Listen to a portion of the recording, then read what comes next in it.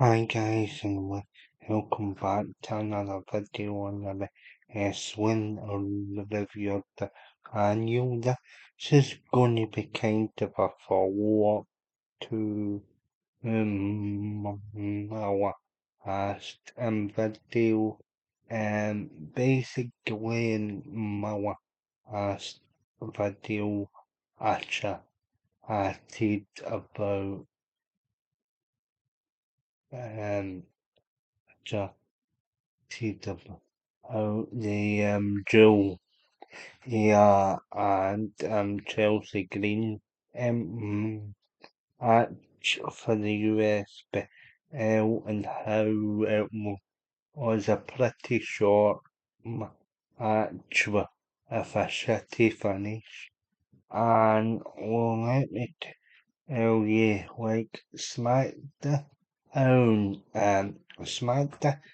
as a whole hasn't had hasn't had consistently good quality, and I think for a while, and I think now that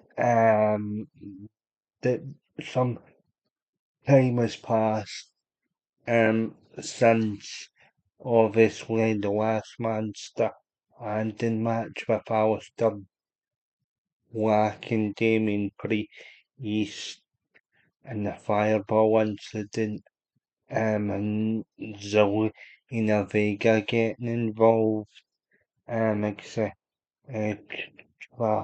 On that Australian episode of Smackdown.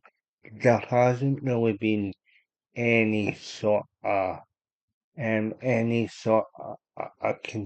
consistency. Now that was a really different approach to the to how to start storylines, but now you're starting to see Zelina um and Alistair Bill become like a carbon copy of Karen Cross and Scarlett, who have just recently been released in the last two releases. You even have who's in the Vega a part of her name.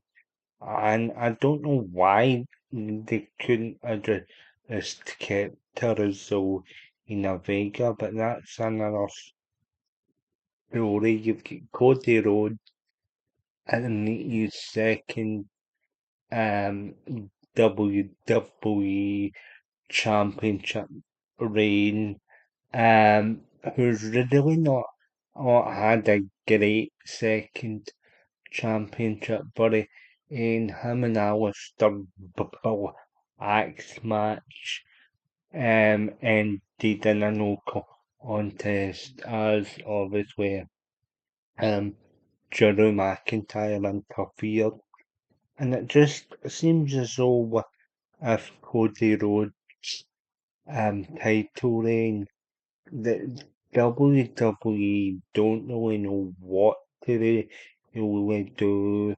You've got Alistair Black now, who was kind of elevated on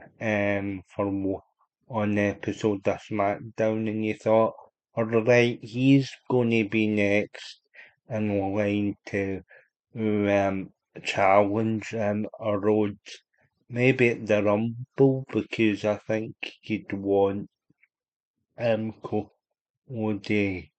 in the Survivor Series or Games match for the men. But sadly, it didn't pan out that way. You've got Drew now with another um, suspension angle. He's now been suspended on both of them are Raw and SmackDown in the same calendar year. and it begs the question, you're just like my McIntyre fit in the company. You've got Damien Priest, you've got Damien Priest, attacking Alistair Moore, in the same segment, and you have to actually look question yourself and ask, are they going to bring up, are they going to bring up advice um, from NXT because she is in a real life relationship with uh, Damien Priest, and I think the SmackDown Women's division could benefit from a fresh face, but it ultimately won't matter or until SmackDown is booked a bit more correctly, because had a very short women's match that should have been the best, that should have been the best part of the show that fell foul on its arse. You have MFE still going after or a Phoenix or a Phoenix Sami Zayn and Kimura etc. And yeah, got and you've got the Hyatt Six in the background also, and it just actually seems like hold the block of a storyline that doesn't make any sense. And you had the sort of you had the whole sort of Mexican stuff and off scenario in Australia. But then to do this and like add and add people like the Phoenix Sami Zayn etc. It doesn't make any sense. Are they kind of holding off in the until Uncle Howdy bought the owl? And they kind of holding off on Uncle Howdy bought the owl is until he returns from injury, or are they just kind of biding their time? It just seems like it seems kind of a pointless exercise. You've also got you've also got Jade Cargill and Tiffany Stratton, and they'll probably have another match either at Survivor Series or at the Royal Rumble for the championship. And those two don't really mesh well together. Or although you've got Jade Cargill going up against EFAB next e- on SmackDown, you've got Kama Asoch and probably being embarrassed every week now. He keeps trying to show up for Dragunov's open challenges. But Nathan Fraser knocked in the week before got the match. And then it was Gargano who Dragunov comfortable. He beat Dragunov has decided to give him the shot instead. So I have Champa out there every week.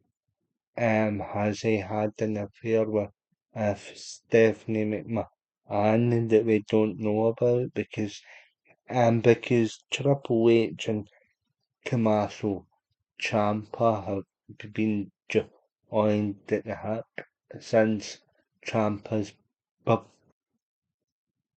um since Ciampa's black and gold is in NXT. So like I don't really see the reason that Tommaso Ciampa's constantly constantly in artist, and it's so obvious as well. After or after more actual agents did they be, and she choked out Alexa um, as to help Nia Jax get the victory over Charlotte. And it seemed very obvious back in the medical area that it was Asuka and Kylie saying and the medical outfits before they pulled down the surgical masks. And it's like this company, not just Smackdown, but you can include to like Raw and this as well. NXT's exception to the rule because at least you're showing some creativity with the TNA partnership. They've had various bits and pieces with Triple A, also in the past couple of weeks, but like in terms of the main roster, everything's been stuck on repeat for a while. But back to SmackDown, the only thing that is keeping SmackDown somewhat alive right now is obviously Dragunov's performances and the open challenges. And until that changes, Friday night SmackDown's probably the weakest show in all professional wrestling. And at the moment, there's nothing happening on SmackDown right now. I think I think Road as I've said before, I think he needs or moved from SmackDown creative. I don't really think he's got a creative one in his body, despite being a charismatic sort of popular act and attitude era. And yeah, and like all that experience hasn't really translated into the creative side, and it's obvious because he's buddies with Triple H that he's been inserted into such a high creative position. He's obviously the head SmackDown creative, and you've heard the reports that they've been getting assistance, um, etc. for Raw and SmackDown, and try and take them up with the different efforts to entertain the audience other than the Australian episode of Raw and SmackDown. As a whole, I'm struggling to see I'm struggling to see any further or changes since those episodes of Raw and SmackDown.